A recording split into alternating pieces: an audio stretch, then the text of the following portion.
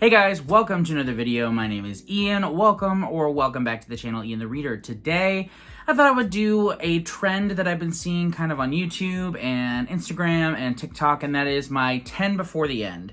The 10 books that I want to read before the end of the year. I made a lot of goals for reading this year. I made like a 24 books I want to read in 2024 list, some series I wanted to start, etc. And I'm throwing that out the window because my reading has been almost entirely mood-based this year. So I am going to discuss with you all the 10 books that I'm in the mood to read right now. The ones I really think that I'm going to end up prioritizing in the last couple of months of the year. Now this is going to be in replacement of my November and December TBRs. So don't expect any of those. These are the 10 books I'm hoping to read. I'll read other books as well or might not read these, but I'm planning on reading these at the very least. Let me know in the comments what books you are hoping to read before the year is over. Guys, we only have 2 months. November, December, that's it. It's gonna fly by. Holidays obviously make it go quickly, but I just feel like this time of year is just so fast. So get to reading, guys. Get to reading. One thing I will say before we jump into the actual list is some of these are stand-ins for multiple books. You'll understand what I'm saying in a moment, but just keep that in mind. It's a little bit more than 10 books, but it's fine. Without any further ado, let's jump in. So first up, I did want to highlight the Stephen King book club that I am co-hosting with Jake over the Bookish Drummer on his Discord. We are going to be reading 2 more books this year in this book club, so I'm talking about this as one of my 10, but it's really 2 books. But the book we're reading in November is The Shining, and then in December we'll be reading the sequel, Dr. Sleep. Both of these are rereads for me, but I'm super excited about digging back into The Shining in particular. I loved this book when I first read it, but I feel like I'm going to enjoy it more now, even more somehow. Yeah, so very excited about this. It is the perfect read for winter time. If you know anything about The Shining, it is very wintry. Go ahead and click on the link in the description to join the Bookish Drummer Discord. Highly recommend it. They have so much fun stuff going on there, and I would love to discuss The Shining and Dr. Sleep with you. Next up, I did want to talk about the Stormlight Archive. So I did just finish Rhythm of War about a week ago. I have a lot of thoughts on it, but we'll get to that later. But in particular, for this video, I wanted to highlight Wind and Truth, which I'll be reading as soon as it drops. And in addition to that, there are a couple other supplementary works from the Cosmere that I would like to read, those being The Sunlit Man, which Brandon Sanderson recommends reading between Rhythm of War and Wind and Truth. It's like a future Cosmere kind of book. So I'll be reading that very soon. And then additionally, I've been putting off reading The Lost Metal, which is book 7 in Mistborn / book 4 of the Wax and Wane series, Era 2 Mistborn. I've been putting off reading that for ages, really since it came out, because I wanted to read Rhythm of War first, because there might be some Cosmere connections there that I want to make sure I pick up on. So yes, going to be reading those 3 books, Wind and Truth, The Lost Metal, and The Sunlit Man at some point during the next couple of months. Switching lanes a little bit here, I did want to talk about an author whose books I love. I only have 1 more book to read by him, but I cannot let the year end without reading it. The book I'm talking about is The Heavenly Table. The author is Donald Ray Pollock, who's the author of The Devil All the Time and Knock 'em Stiff, both of which I read earlier this year around summertime, and I loved. Gave both of them 5 stars. This is his last published novel as of right now. Please write more, my dude, because I wanted to put this off, but I can't. I need to read it. So this one I'm so excited for. I have such high hopes for it. I don't know if it'll be better than The Devil All the Time, because as of right now, that's my favorite and my favorite book of the year, but we'll see. We'll see. I'm very excited about The Heavenly Table. I actually know like basically nothing about it, but I trust Donald Ray Pollock. I do. I said that I was completely disregarding my 24 books to read in 2024 list, but there are a couple from that list that I am planning on reading. So first of all, we have Cutting for Stone by Abraham Verghese. This is one that just is calling out to me. There's something about it that I feel deeply I'm going to love. I've read the prologue, I think it's the prologue, like the first 15 pages of it twice now this year, and both times I'm so floored by it. But what happens with me is I'll start it physically, I'll be like, oh my gosh, it's amazing, I'm desperate to get into it, so I grab the audiobook copy, and I don't like the audio version as much as physically reading it. So I want to make time to physically read this in November and December. It's kind of long, it's like, what, 600 pages-ish?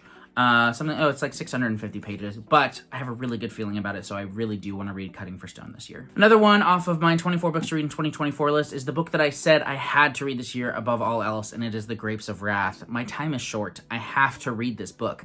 It is by John Steinbeck, obviously, who wrote my favorite book, East of Eden, but I haven't read The Grapes of Wrath, which feels criminal. So it will happen. It will happen. It will happen. please. Next up, we have a book that my wife chose for me to read. So in my family book club, we do bingo boards, and one of the squares this time is partner pick. So basically you ask your partner to pick a book for you to read, and my wife chose for me Babel by R.F. Kuang. This is one that she's really interested in. She hasn't read it, but she thinks that I'm going to enjoy it just based on what it's about. It's one that I've been wanting to read for about 2 years now, since it was released, basically. And yeah, I definitely want to read it. I'm excited. I'm a little nervous about it just because I know it has like little, what are those called?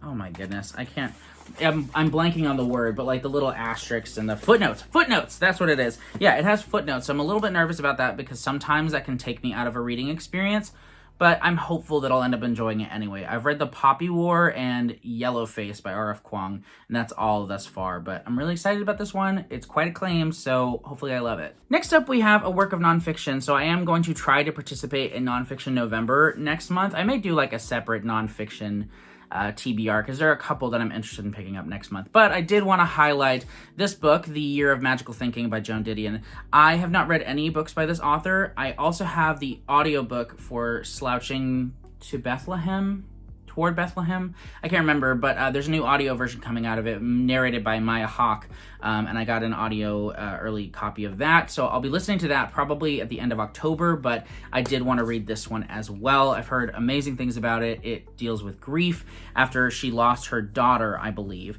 so it's going to be emotional, but I'm really excited about it. So it's a collection of essays, and I'm ready to be broken. Next, we have a short one by an author who I've been meaning to try for so long, and I decided to go ahead and go with this one. I was going to read a different one by this author first, but a lot of people recommended this one in particular to me, and so I'm going to start with it. And that book is Go Tell It on the Mountain, and it is by James Baldwin. I can't believe I have not read any James Baldwin yet, so very excited about this. Like I said, it's pretty short, and I have quite a few long books on this list, so I'm glad that this one is, I mean, like, seriously, very short. It's only like 220 pages in this mass market paperback edition, so perfect. I'm excited. I don't know very much about this other than that I think this is his most popular work, either this one or maybe Giovanni's Room, but I think this one. Yeah, but I'm very excited about this. Next up, we have a book that I'm probably going to read this year, but we'll see. I read books 1 and 2 a couple of years ago, and so it's not super fresh in my mind, but I may read it, or I may end up putting it off and doing a reread. The book I'm talking about is The Fury of the Gods by John Gwynne. Orbit was kind enough to send me a finished copy of this book, so I do want to get this read relatively soon, but like I said, I may end up wanting to reread books 1 and 2 just because it has been quite some time. And I want to get the most out of this experience as I can. Now, I am grateful John Gwynne does have a That Which Has Gone, or What Has Gone Before section in this book that recaps book 1 and 2.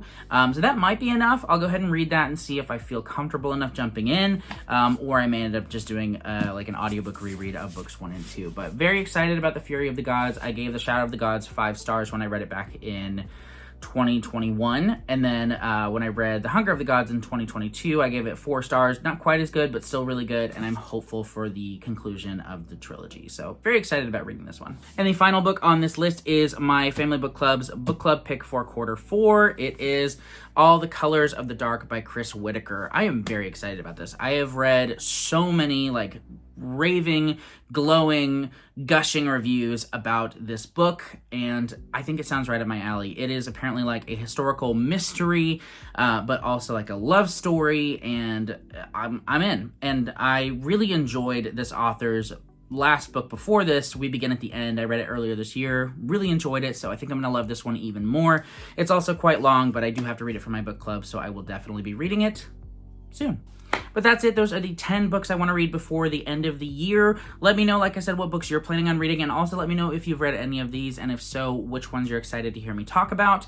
I think I'm going to read probably 8 of these. I'm just guessing, knowing myself. I'll probably get through a good amount of them, but I'm such a mood reader. Who knows what'll end up happening. I'm going to try to get through all 10, though. We'll see.